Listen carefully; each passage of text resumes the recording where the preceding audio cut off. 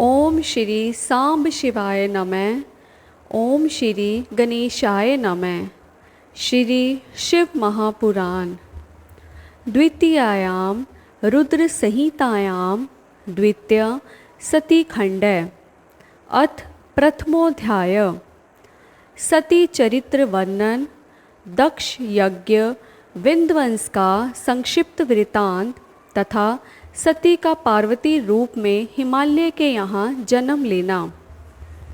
नारद जी बोले, हे विधे, भगवान शंकर की कृपा से आप सब कुछ जानते हैं। आपने शिव और पार्वती की बहुत ही अद्भुत तथा मंगलकारी कथाएं कही हैं। आपके मुखार विंद से निकली हुई शंभु की श्रेष्ठ कथा को सुनकर मैं अतृप्त ही हूँ। हे प्रभु, मैं उसे पुनः सुनना चाहता हूँ। हे विधे, पहले आपने शंकर के पूर्णाश महेशान, कैलाशवासी तथा जितेंद्रिय जिन रुद्र का वर्णन किया।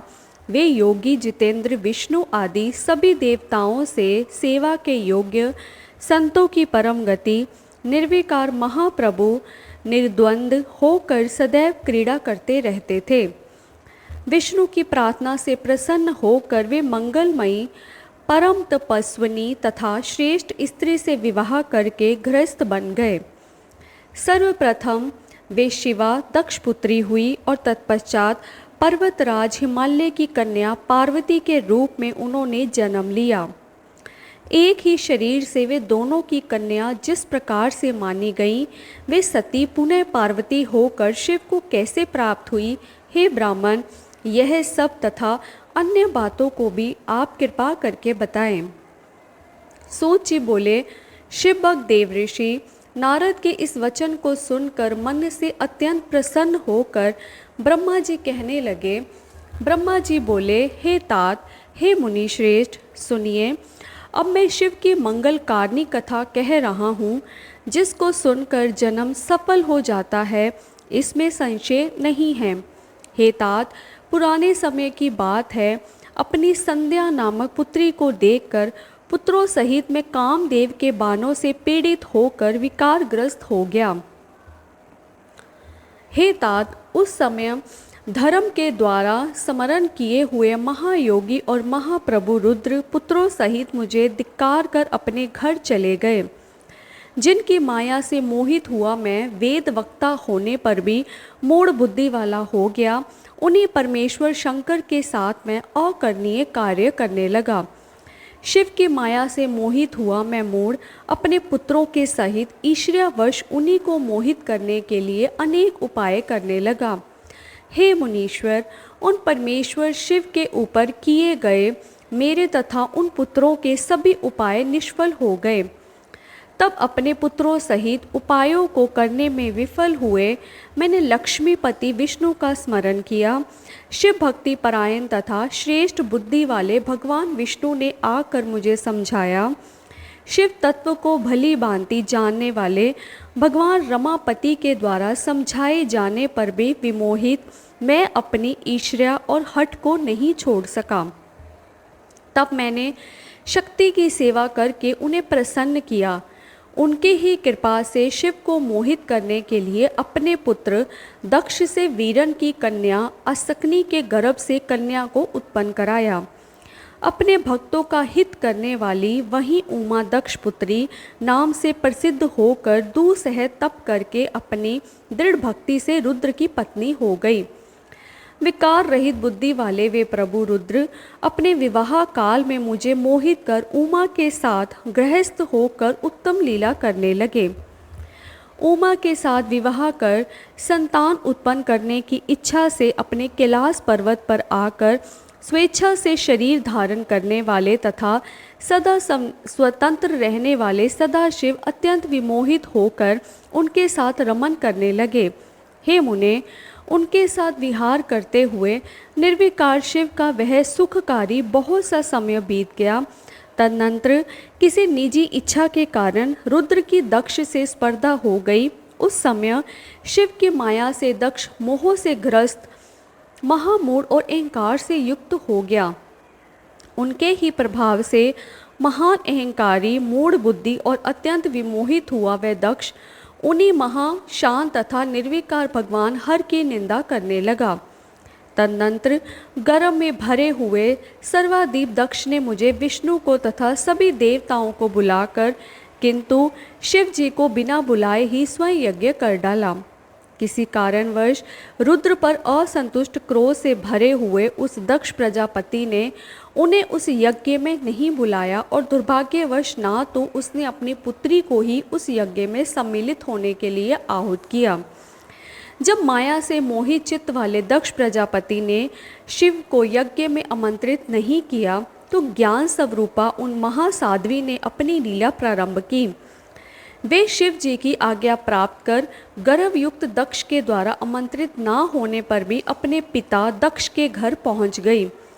उन देवी ने यज्ञ में रुद्र के भाग को ना देखकर और अपने पिता से अपमानित होकर वहां उपस्थित सभी को निंदा करके योगाग्नि से अपने शरीर को त्याग दिया। यह सुनकर देव देवेश्वर रुद्र ने दुसह क्रोध करके अपनी महान जटा उखाड़कर वीरभद्र को उत्पन्न किया। गणों सहित उसे उत्पन्न करके मैं क्या करूं, ऐसा कहते हुए उस वीरभद्र को शिव जी ने आज्ञा दी कि हे वीरभद्र, दक्ष के यज्ञ में आए हुए सभी का अपमान करते हुए तुम यज्ञ का विध्वंस करो। शिव जी की इस आज्ञा को पाकर महाबलवान तथा पराक्रमी वह गणेश्वर वीरभद्र अपनी बहुत सी सेना लेकर यज्ञ विध्वंस के लिए वहां शीघ्र ही पहुंचा। उसकी आज्ञा से उन गणों ने वहां महान उपद्रव प्रारंभ किया। उस वीरभद्र ने सबको दंडित किया। दंड पाने से कोई भी ना बचा। वीरभद्र ने देवताओं के साथ विष्णु को भी जीतकर दक्ष का सर काट लिया और उस सर को अग्नि में हवन कर दिया। इस प्रकार महान उपद्रव करते हुए उसने यज्ञ को विनिष्ट कर दिया। तत्पश्चात वह कैलाश पर गया और उसने शिव को प्रणाम किया। इस प्रकार यज्ञ का विध्वंस हो गया। देवताओं के देखते देखते रुद्र के अनुचर वीरभद्र आदि ने यज्ञ को विनिष्ट कर दिया। हे मुने, श्रुतियों तथा स्मृतियों से प्रतिपादित यह नीति जान लेनी चाहिए कि श्रेष्ठ प्रभु रुद्र के रुष्ट हो जाने पर लोक में सुख कैसे हो सकता है। उसके बाद सभी देवताओं ने यज्ञ की पूर्णता के लिए भगवान रुद्र की स्तुति की।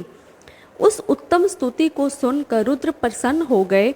उस दीन वत्सल भगवान रुद्र ने सबकी प्रार्थना को सफल बना दिया। अनेक प्रकार की लीला करने वाले महात्मा शंकर महेश ने पूर्ववत कृपालुता की। उन्होंने दक्ष प्रजापति को जीवित कर दिया और सभी लोगों का सत्कार किया। तदुपरांत कृपालु शंकर ने दक्ष से पुनः यज्ञ करवाया। हे मुने, उस यज्ञ में विष्णु आदि सभी देवताओं ने बड़े प्रसन्न मन से भक्ति के साथ रुद्र का विशेष रूप से पूजन किया। सती के शरीर से उत्पन्न तथा सभी लोगों को सुख देने वाली वह ज्वाला पर्वत पर गिरी। वह लोगों के द्वारा पूजित होने पर सुख प्रदान करती है। ज्वालामुखी के नाम से प्रसिद्ध वे परमा देवी कामनाओं को पूर्ण करने वाली तथा दर्शन से समस्त पापों को विनिष्ट करने वाली है। संपूर्ण कामनाओं के फल की प्राप्ति हेतु लोग इस समय अनेकों विधि विधानों से महोत्सव पूर्वक उनकी पूजा करते हैं। तदनंतर वे सती देवी हिमालय की पुत्री के रूप में उत्पन्न हुई। तब उनका पार्वती यह नाम विख्यात हुआ। उन देवी ने पुनः कठिन तपस्या के द्वारा उन्हीं परमेश्वर शिव की आराधना करके उन्हें पति रूप में प्राप्त किया। हे मुनीश्वर, जो आपने मुझसे पूछा था वह सब मैंने कह दिया, जिसे सुनकर मनुष्य सभी पापों से छुटकारा प्राप्त कर लेता है। इति श्री शिव महापुराणे द्वितीयायाम रुद्र संहितायाम द्वितीय सती खंडे सती संक्षेप चरित्र वर्णन नाम प्रथमोध्याय। इस प्रकार श्री शिव महापुराण के अंतर्गत द्वितीय रुद्र संहिता के द्वितीय सती खंड में सती चरित्र वर्णन नामक पहला अध्याय पूर्ण हुआ। हर हर महादेव।